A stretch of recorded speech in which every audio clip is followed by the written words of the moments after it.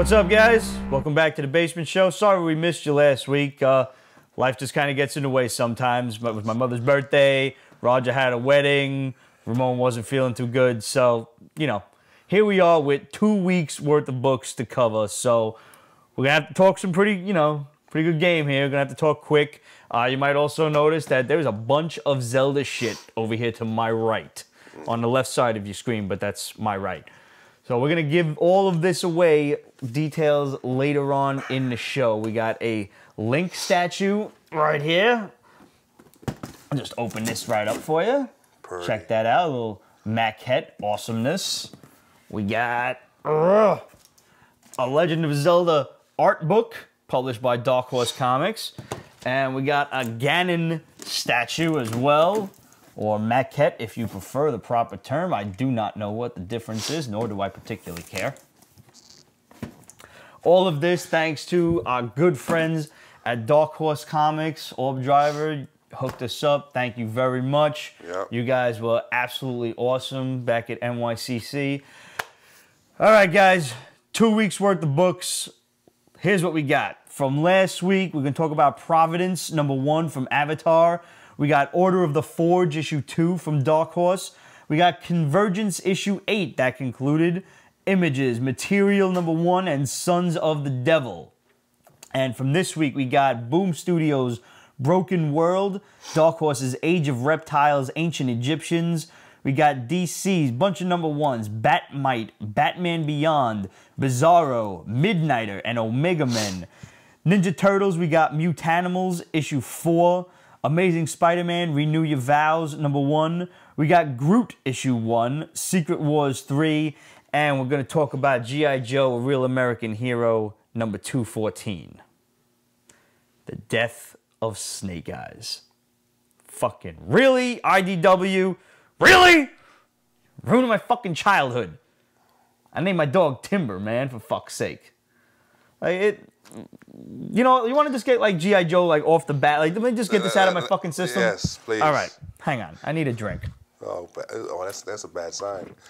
No, like, I have enjoyed A Real American Hero because it is, like, the one true G.I. Joe title. Larry Hamill is still writing it. It continues the storyline from back in the day when it was Marvel Comics doing it, and now it's IDW. Do you have the complete run? I have the whole thing. Solid. There'll be more of that. You need an allergy pill, son. I think that's what it is. Yeah. So, just to make a long, stupid story short, at the basement of the pit, the pit is G.I. Joe's home base. They found a sub-level. And in this sub-level is some alien technology that kind of just looks like a damn transformer. It's a giant fucking eyeball that's attached to a giant robot.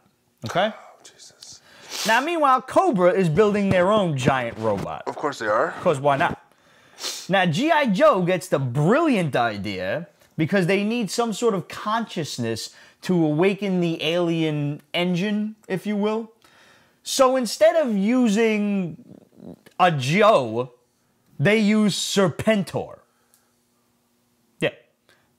Now, when we last saw Serpentor in this series, he was getting a fucking arrow through his eyeball a la Zartan back on the assault on Cobra Island, and I would say G.I. Joe issue 60, who's it for fucking what's-its?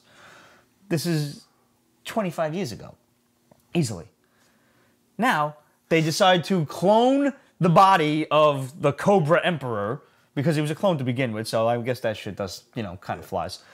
And they're using Roadblock to be Serpentor's conscience to keep him in line as his warrior side takes over and fights this Gundam-style battle. Okay, you follow me on this? Because Serpentor is a great warrior, they're going to plug his warrior mentality into this giant death machine. Seems like a brilliant plan, right? No. No. It's already fucking stupid. Yes. I was already against aliens in G.I. Joe to begin with. But now they're cloning a clone. Forget the cloning the clone thing. I dealt with that in the cartoon. I don't want aliens involved in G.I. Joe. I want army stuff. I want shooting motherfucking red and blue lasers at each other. I want planes and helicopters and shit. So they hook Serpentor up to this thing. He flies off to go defeat the Cobra robot. Serpentor is obviously awake now for all of this. He's up and he's Serpentor himself. He has become this sentient virus that infects the G.I. Joe pit. They digitally print a 3D printer. He prints his like Cobra headpiece again out of the printer, and he makes a point to go and get it. Like once he's now awake, right? He's flying after trouncing the Cobra robot, because why not?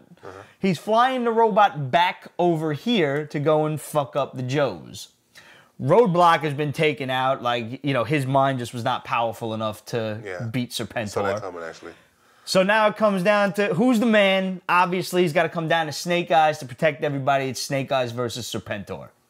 Sure, why not? Long story short, cheese, spoiler alert, Snake Eyes tackles Serpentor after a pretty decent fight, truthfully. And he's got a live grenade in his hand. They fall down the pit. Not the pit, but a pit in the pit where the robot was. Of course. And the grenade explodes. Serpentor's dead. Snake Eyes is dead. Everybody's crying. Scarlet's in tears. It was a valiant end to a valiant warrior. Except they put in this whack-ass new Snake Eyes back in issue 213. The part that I didn't tell you yet, because there was no possible way to throw this in, a couple of issues ago, they introduced this new G.I. Joe. This kid named Sean Collins, also known as Throwdown. Now, Larry Hama has been the king of just throwing your favorite characters, your favorite figures, toys into this comic book. One of the things I loved most about it, who had a cameo here and there, this guy was brand fucking new, okay? You didn't know too much about him. He went to train with Storm Shadow for a little while, nothing too major. You didn't think nothing of it. All of a sudden, he gets into a fight with these blue robot ninjas, robot ninjas. Yeah. Right? And he just fucking fucks everybody up. He's got the Arashikage tattoo on his arm. All the rest of the Joes are like, you got some explaining to do, Lucy. So they don't even mention, they don't even let him explain that part, because I guess we're supposed to know that he's trained with Storm Shadow for a week, so he's already a killing machine. Of course, a week. Took a week. Yeah. I've trained for 20 years, and I'm not a killing machine yet. Maybe I am. But, so now he manages to disable a piece of the robot and climb inside as it's flying back to the G.I. Joe base. Still with me? So now he gets out, but part of the robot explodes in his face, and now his face is all burned, right? Like Snake Eyes. And so during the fight with Serpentor pulls off Snake Eyes' mask. He gets thrown on the floor. Snake Eyes tackles Serpentor, grenade explodes, they're dead. Snake Eyes' face? Barely, but if you want to see Snake Eyes' face, you can go back to the Marvel comics. They showed it in, I think it was 93. This kid cuts his way out of the robot head with a blue lightsaber katana sword, because robot swords got to have lasers. Robot ninjas got to have laser swords. Of course. Right? Yeah. Falls out of the thing, and they're all like, "Oh no, it's a Cobra? No, it's Sean Collins. It's Throwdown. Oh my God, what happened to his face?" And he gets up, his face is all smoking and shit, and he just grabs Snake Eyes' mask and pulls it on, and he's got the Arashikage symbol there, and he's standing there. You ain't Snake Eyes, motherfucker. Take that shit off and be respectful. Your face look like hamburger. That's the way it goes. That's his new code name, Hamburger. I don't know, I just thought that up. But, I mean, it should be. Hamburger face. Hamburger. That motherfucker's hamburger helper. You do not... First of all, if you're going to kill Snake Eyes, and all right, I'll bite. You kill him fighting Serpentor. That's an honorable way to go. You don't replace him with some noob asshole. I mean, all right. If you want to throw an homage to Snake Eyes, such a great character, you have his sword brother, Storm Shadow, suddenly dress up as him. I would like to see his reaction to his death. I can't wait for that. I'm surprised. Now, issue 214 was not the death of Snake Eyes. That was in 213. 214 was a silent issue, just everybody saluting, and, they're pulling a coffin out and everything, covered in the American flag, so I'm assuming that that's a body in there, and Snake Eyes is dead. And one of the things about Larry Hama's G.I. Joe series is when somebody's dead, they're fucking dead. There was a while back in the early to mid 90s where Larry Hama just had the Saw Viper, the Special Ammunitions Weapons Viper, whatever the fuck it stood for, semi-automatic weapons, I don't know. This motherfucker had a giant-ass, like, RoboCop gun and just mowed down, like, 30 Joes. Everybody was dead. Larry Hama kills you, you're fucking dead. Which is kind of heartbreaking to me because Snake Eyes, he's dead. Okay. And, like, Larry Hama is the only dude writing this, so it's pretty much on him if he feels like bringing him back, but I don't foresee something like that happening, at the very least, in the near future. All right, here's the thing. Mm-hmm. Thor was replaced by Chick. Uh-huh. You know what I'm saying? Right. Wolverine, as we just found out today, is being replaced by X-23. Yeah, like officially, you know. We just found out Marvel has found a really nifty loophole in their dealing with Fox. Fox owns all the X-Men characters that appeared in an X title first. Wolverine appeared in Incredible Hulk. So they've got a workaround. You can probably expect to see Wolverine in some degree in the Marvel Universe proper. We reported earlier this week, again, after we reported first in, I think it was episode 16 or 17, that the X-Men post-Secret Wars will be shot off into space. Because the Terrigen mists released by Black Bolt a year or two ago will be poisonous to them. So it's still a rumor, but, I mean, you could trust us. If we're wrong, we'll print a retraction, but so far, we haven't been wrong. Knock on wood. So, I mean, I think you're just biased about Snake Eyes. I'm very biased about Snake Eyes. I mean, if they want to make him a chick, if Jinx or Scarlet wants to take over, great. So what's wrong with the new guy taking over? He's a fucking noob. I never heard of him. You don't get to be a noob, Snake Eyes. That's not acceptable. Does he talk? Well, he did talk. He used to talk. It's a new approach. Fuck that. Larry Hama, I'm very upset with you, and I will have words with you when I see you if you're at New York Comic Con. He almost always is. I know. Oh man, he's gonna be in hiding this year. You know what happens when I'm displeased with people. You've seen it. Mm-hmm. Yeah, it's scary. So guys, I want to hear your thoughts on the death of Snake Eyes. Hit us up, questions@PetesBasement.com, Facebook.com/Pete's Basement, and of course, Instagram and Twitter @Pete's Basement. Let's talk Convergence. Issue 8 for a quick second here. This concluded last week, and basically the whole build-up of Convergence and all of those characters coming together and all the worlds coming together, our universe was not involved in this for some reason. No. And it fell on, like, Brainiac turned out to be the good guy. He was the hero at the end. Yeah. He was like, I remember who I was before the multiverse, but I like how they tied that in. Like, after Crisis, Brainiac was expelled from his world and into the multiverse. But this like into the space between it. This is a book where, well, I didn't care for it. Okay. I didn't hate it. It was very hard to follow. I didn't hate it, but I didn't care for it, and it pointed out the problem with it. It brought up all the events that have been massive. Flashpoint. It brought up the first crisis, 0 Hour. The second crisis. They just mentioned so much shit. They tied in every event together, like where Brainiac was thrown into the multiverse, and then it's like, oh, and the boy punched the universe from Final Crisis and this and that shit. Like, so why keep doing the same shit? This was not DC's worst event, man. We have reviewed far, far worse. Yeah, but that's a poor way to grade something. That's very true. I mean, come on, man. I told you I was exploring a new, more positive Pete. You know, I'm trying to enjoy myself again. After you say you want to almost kill Larry Hama. I don't want to kill him. I might want to fight him a little bit. Let's put his motherfucking ninja skills to the test. I don't know, Convergence, it was just, and then, so the universes all come back, everything's back. They solved Crisis without the Flash dying, basically. And they said it'll come back, but evolved. Right. So you see the old ones and the new versions of them right underneath the planet. Entire multiverse is back, basically, which was not the outcome that I expected to find, mind you. I thought that there was going to be one universe, not a zillion and one. So basically, what we have is, I guess you could say, the best of both worlds, no pun intended. There's so many worlds. You have the new 52, you've got pre-52, you've got Golden Age, you've got all possible realities. And a partridge in a pear tree. And a comic fan spending lots of money. Yeah. Yeah. I could have made that meter work if I really, really tried. Yeah. It's a long night. It's been Basically, it could conceivably be the best of all worlds. It's just up to the writers of whatever book to choose what they want to write about. And we'll get into that. We'll get into that a little later on in the show when we talk about some of the new #1s that DC has dropped this week.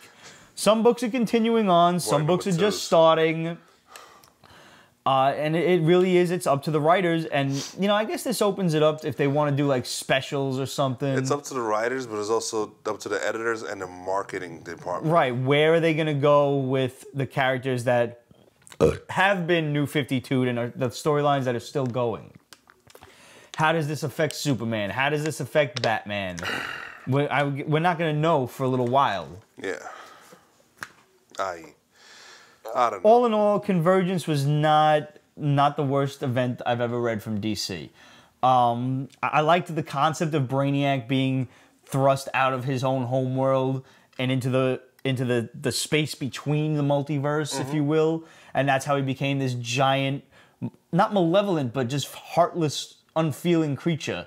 And then at the end, he remembers and he's like, he was still a dick in the end. He was still a dick in the end, but he was a funnier dick in the end. You saw it into those Earth 2 fuckers? Yeah, he's like, your sacrifice will not be in vain. Sorry, but deuces. And see you later. Yeah, that's right. Like, he just left them to die on the planet. Yeah. But then they like, made the planet a home. Like, yeah, Telos made a planet. He disconnected from the planet, but first he made it a planet for them. Right. And that's one thing I didn't understand at the end. Like, some dudes, like, flying around, sending everybody from that planet a message. Like, come on home. Yeah, Hal Jordan. Uh-huh. Or no, that's not Hal. No, the other Green Lantern, Alan Scott. Yeah. Because now with Telos disconnected from the planet, he could be in contact with the green of that planet. Right. So he has his powers back. Uh-huh. Very confusing. Yeah.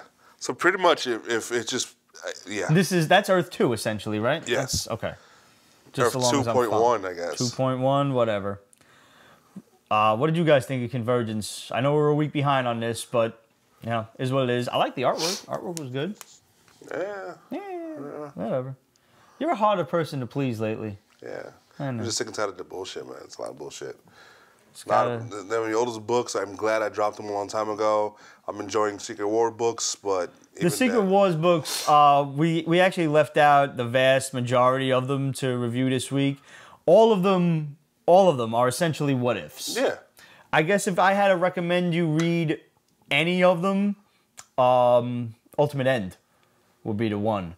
Because that looks like, after what happens in Secret Wars 3, which we'll talk about later on in the show, it looks like Ultimate End is the one that's going to directly relate to that one, you know, because like all of the superheroes are there, and like regular Spider-Man that we think is our Peter Parker is there, even though he showed up now in Secret Wars 3. Like, they're just all over the place. There's just so many versions of the same characters, but Secret Wars 3 had a lot of cool stuff dropped in, but more on that later on. Let's talk Order of the Forge. Issue 2 came out this week. This is only a 3-issue series, surprisingly.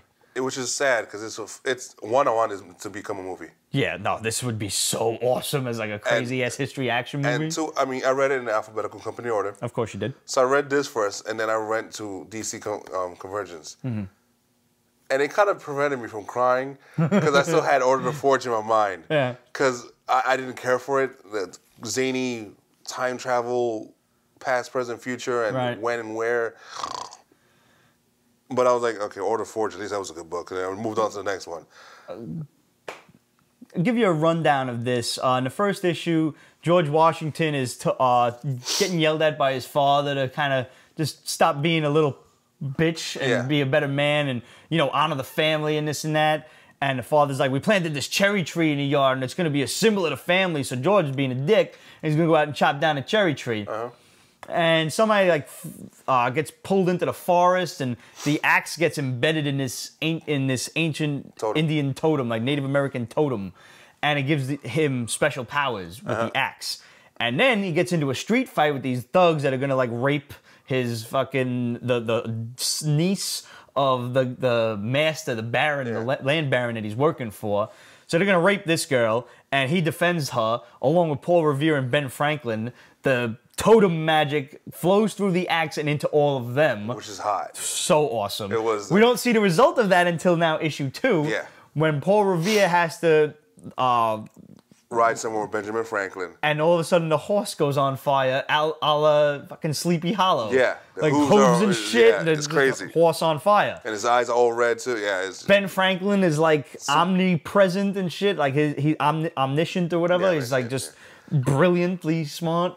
Yeah, that invention. Yeah, he creates his crazy shit to defend himself. Oh, yeah. It was hot. Like, there's this one scene where a group of ruffians come into the hotel or whatever, and they're looking for George and this girl, and like, just fucking shoot this fat asshole already. And he's like, gentlemen, I invented this electromagnet right here. And they shoot the musket balls, and they all get drawn to the magnet. And then he's like, so not only will it attract things, but I can also make it retract them. Yeah. Boom, and he kills them all. Shoots them. Yeah, that's it. Just by reversing the polarity of the magnet. And then the chick is like a crazy fighter. Straight up Electra Ninja. Yeah, and so she's drawn hot. Yep. And she's half naked in this fight. Yep. Like, this has to be a movie. You know what I really liked about this? When he's telling this girl who's he can't lie. Her uncle is like this land baron who wants to overthrow King George, which is good, but then he kind of wants to conquer the colonies for himself, which is bad. Yeah. And he apparently has some sort of magical weapon in Valley Forge that he has to get a hold of. No, in Roanoke. In Roanoke, Yeah. right. Sorry.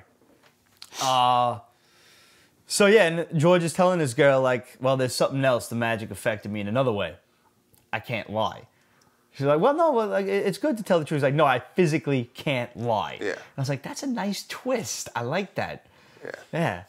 Very cool shit. You know what? Like, if I had one complaint about this book, it would be that shit happens too quickly. Like, for example, there's a scene where the land baron sends wolves after them. And then Paul Revere, like, I'll lead them away. And he runs off with his flaming horse, and the wolves are following him. And then you turn the page, and they've escaped into, like, they're on their way to Roanoke already. Like, I want to know what just happened there. Like, how did he deal with the wolves? Even if he just outran him, give me another page. There was a panel where the horse kicks the wolves. Yeah, but then he was still he was running away with them. That was after that panel. Okay. The horse bucked him, but then he was leading them away in the last panel on the page. And it's a funny thing to complain about a book that, like, your complaint is that you want more of it. Yeah. Like, it's only 3 issues, and I'm kind of upset that, like, I want more out of this. I do. And I hope it's just, like, this is going to be, like, a volume 1 thing. Yeah. Dark Horse tends to do that. Yeah. Yeah, they will, like, 1 volume.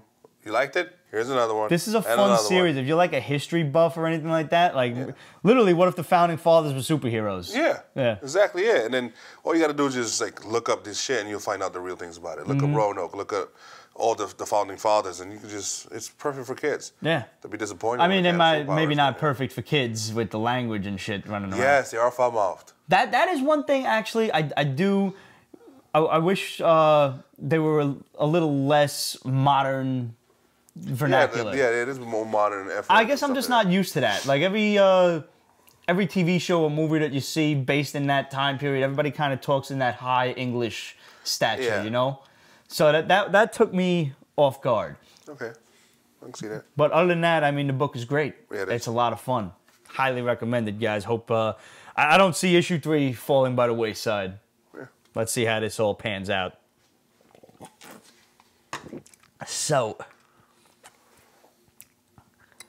let's do a question. No question? Do a question? Yeah. Great question. Andy wants to know, I would love to see Marvel use their writers and artists as cameos or prominent extras in the MCU. What do we think? That's a good... Yeah, that would be something cool. Besides doing a Stan Lee cameo, like, let's get, like, old cool guys like Ramita in there, or Tom DeFalco, J.M. DeMatteis, or somebody. If they created the character that's in the movie, sure. Yeah. But only that.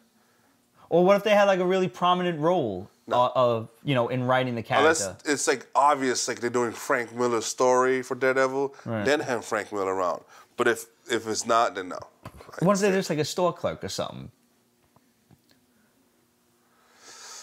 I don't know, because it might diminish away from the fact that they're in it. It's just, it's almost like a reward for your excellence. Especially considering it's only been given to Stan Lee. So far. Yeah. Even though Frank Miller has been in some of his shit, though.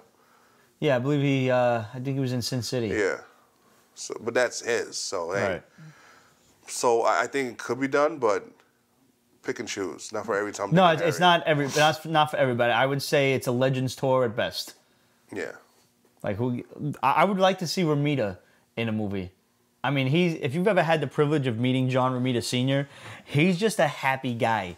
And he will he don't care how long the line is. He will sit and talk to you about whatever you bring up. Like he will sign a book and talk about that book. Claremont's that way. Claremont is also that way. Claremont's a really nice guy too. He's a sarcastic bastard. Oh my God, he is. He's funny. Yeah. We had the privilege of sitting behind Chris Claremont at a comic convention one time. If you can't talk to him, you just stay there and listen to him.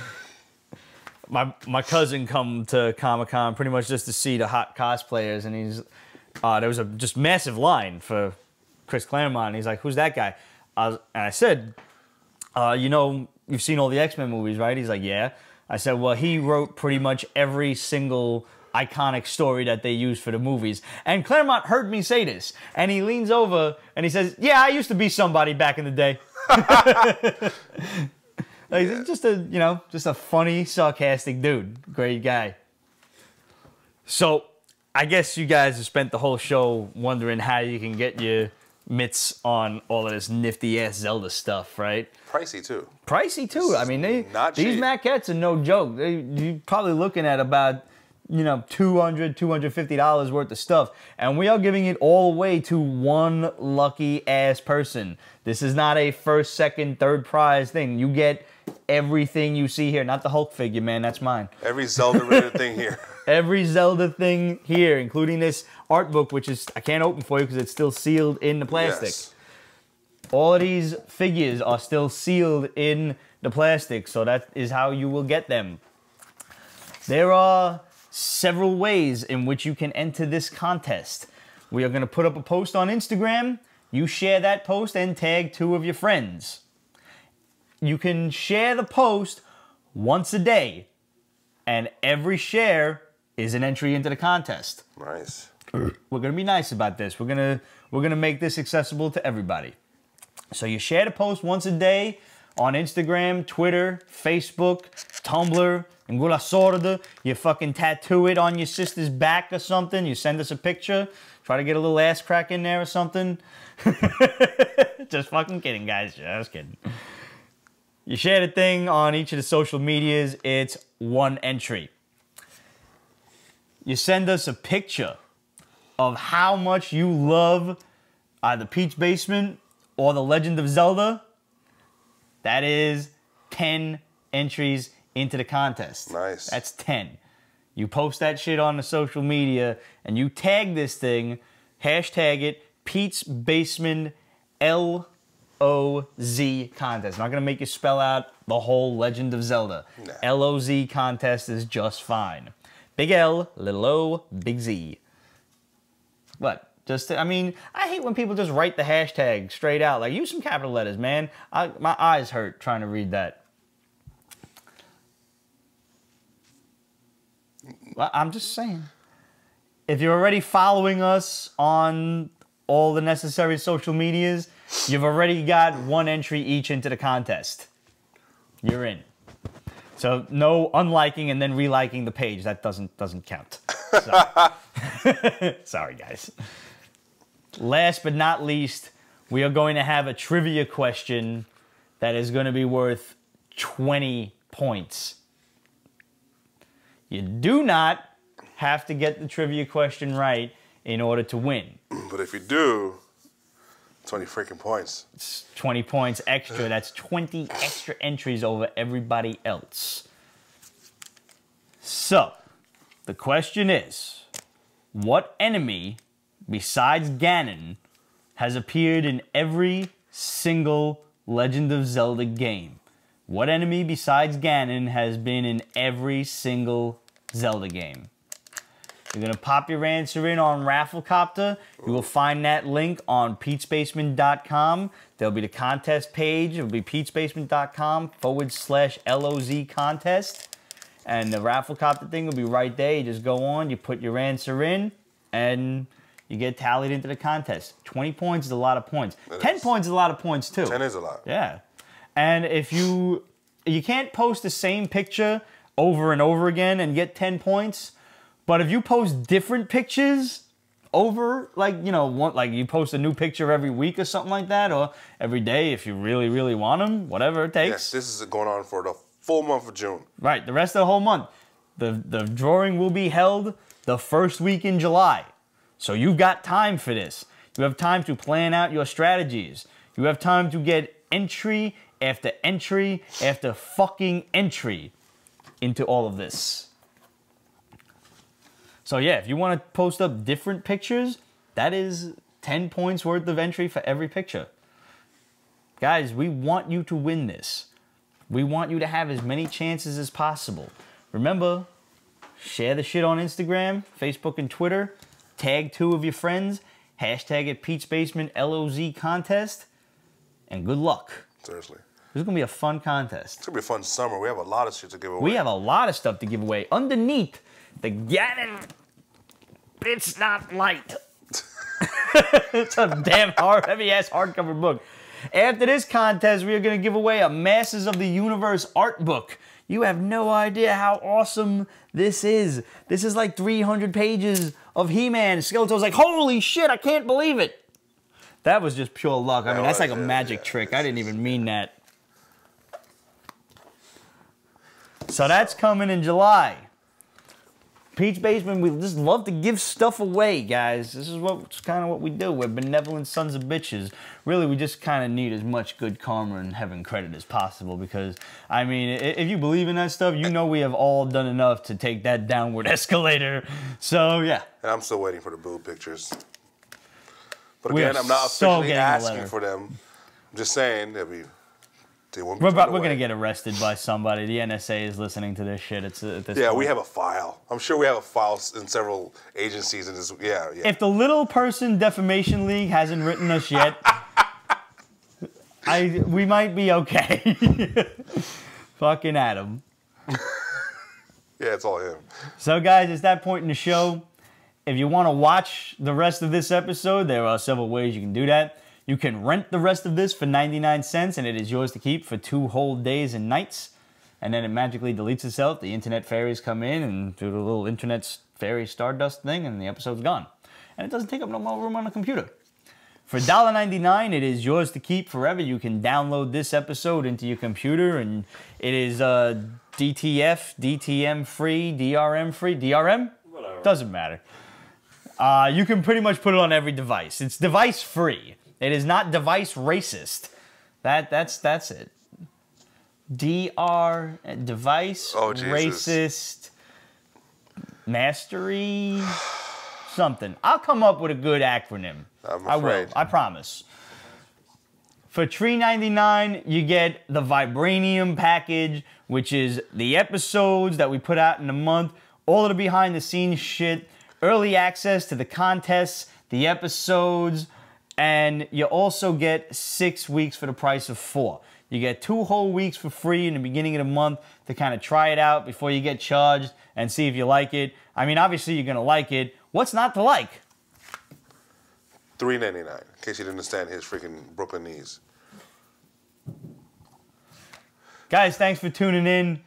Good luck in the contest. Remember, it ends in July. Whatever that first week is, it'll be on the Instagram thing on it. You want to get a date for the nice fans?